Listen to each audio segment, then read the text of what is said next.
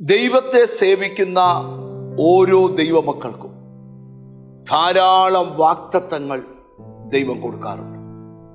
നിങ്ങൾ നിങ്ങളോട് തന്നെ ചോദിച്ചേ, എന്തുമാത്രം വാഗ്ദത്തങ്ങൾ നിങ്ങൾക്ക് ദൈവം തന്നിട്ടുണ്ട്. എന്നാൽ പല വാഗ്ദത്തങ്ങളും ഇന്നും നിവർത്തിക്കപ്പെട്ടിട്ടില്ല.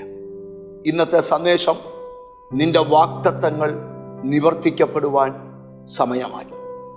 ആർക്കാണ് ഈ വാഗ്ദത്തങ്ങളെല്ലാം ഉള്ളത്, അതെങ്ങനെ നിവർത്തിക്കപ്പെടും എന്നൊക്കെയാണ് ഇന്ന് ധ്യാനിക്കാൻ പോകുന്നത്. അപ്പോസ്തല പ്രവൃത്തികളുടെ പുസ്തകം 2-ാം അധ്യായം 39-ാമത്തെ വാക്യം, വാഗ്ദത്തം നിങ്ങൾക്കും നിങ്ങളുടെ മക്കൾക്കും നമ്മുടെ ദൈവമായ കർത്താവ് വിളിച്ചു വരുത്തുന്ന ദൂരസ്ഥരായ ഏവർക്കും ഉള്ളതല്ലോ. അപ്പോൾ വാഗ്ദത്തം നിങ്ങൾക്കുള്ളതാണ്, വാഗ്ദത്തം നിങ്ങളുടെ മക്കൾക്കുള്ളതാണ്.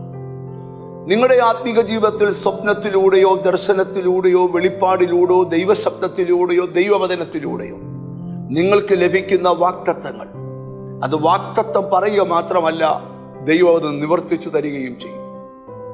അബ്രഹാമിന്റെ ചരിത്രം നമ്മൾ ബൈബിളിൽ പഠിക്കുമ്പോൾ ദൈവം അബ്രഹാമിന് വാഗ്ദത്തം കൊടുത്തത്, ആകാശത്തിലെ നക്ഷത്രങ്ങളെ നോക്ക്, കടൽക്കരയിലെ മണൽത്തരികളെ നോക്ക്, ഇതുപോലെ നിനക്ക് സന്തതികളെ തരാം. ജീവിതം ശൂന്യമായി കിടക്കുമ്പോഴും നിവർത്തിക്കപ്പെടുവാൻ ഒരു സാധ്യതയില്ലാതിരിക്കുമ്പോഴും അബ്രഹാമിനോട് ദൈവം പറയുക, നിനക്ക് ഞാൻ മക്കളെ തരാം, ആകാശത്തിലെ നക്ഷത്രങ്ങൾ പോലെ തരാം. അബ്രഹാമിന്റെ ചരിത്രത്തെ ധന്യനായ പൗലോസ്ലീഹ റോമിലെ വിശുദ്ധന്മാർക്ക് ലേഖനം എഴുതുമ്പോൾ 4-ാം അധ്യായത്തിൽ ഇങ്ങനെ എഴുതി, അവൻ ഏകദേശം 100 വയസ്സുള്ളവനാകയാൽ തൻ്റെ ശരീരം നിർജീവമായി പോയതും സാറയുടെ ഗർഭപാത്രത്തിലും നിർജീവത്വം ഗ്രഹിച്ചിട്ടും അവൻ വിശ്വാസത്തിൽ ക്ഷീണിച്ചില്ല. അവിശ്വാസത്താൽ സംശയിക്കാതെ വിശ്വാസത്തിൽ ശക്തിപ്പെട്ട് അവൻ ദൈവത്തിന് മഹത്വം കൊടുക്കാൻ തുടങ്ങി. അപ്പൊ വാഗ്ദത്തം ലഭിച്ചവരോട് ഞാൻ പറയാം, വാഗ്ദത്തം നിങ്ങളുടെ മുമ്പിൽ നിൽക്കുമ്പോൾ നിങ്ങൾ ഒന്നിനെക്കുറിച്ചും ഭാരപ്പെടാതെ ഭയപ്പെടാതെ വാഗ്ദത്തം ദൈവം നിവർത്തിക്കുമെന്ന വിശ്വാസത്തോടെ സ്തോത്രം ചെയ്യുന്നവരാകണം.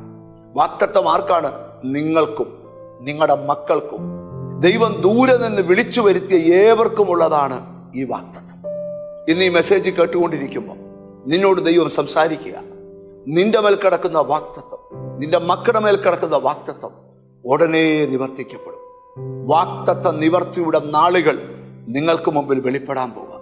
ഇന്ന് നിങ്ങൾ ഹൃദയം തുറന്ന് പ്രാർത്ഥിക്കണം, കർത്താവേ, വാഗ്ദത്തങ്ങൾ എൻ്റെ മേലും എൻ്റെ സന്തതിയുടെ മേലും നിറവേറട്ടെ. ഒന്നിച്ച് പ്രാർത്ഥിക്കാം. പരിശുദ്ധനായ ഞങ്ങളുടെ ദൈവമേ, സ്വർഗസ്ഥനായ പിതാവേ, എന്നോട് ചേർന്ന് പ്രാർത്ഥിക്കുന്ന മക്കൾക്ക് വേണ്ടി പ്രാർത്ഥിക്കുക.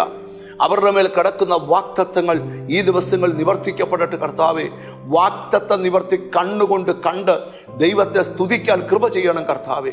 എന്നോട് ചേർന്ന് പ്രാർത്ഥിക്കുന്ന മക്കളെ നിന്റെ നാമം ചൊല്ലി പിതാവിൻ്റെയും പുത്രൻ്റെയും പരിശുദ്ധാത്മാവിൻ്റെ നാമത്തിൽ അനുഗ്രഹിച്ച് പ്രാർത്ഥിക്കുന്നു. അവർ അനുഗ്രഹിക്കപ്പെടട്ടെ യേശു ക്രിസ്തുവിൻ നാമത്തിൽ തന്നെ, ആമേൻ. ഈ ദിവസങ്ങളിൽ നിനക്ക് വാഗ്ദത്ത നിവർത്തിയുടെ ദിവസങ്ങളാണ്. കാത്തിരുന്ന് കാണാം. God bless you.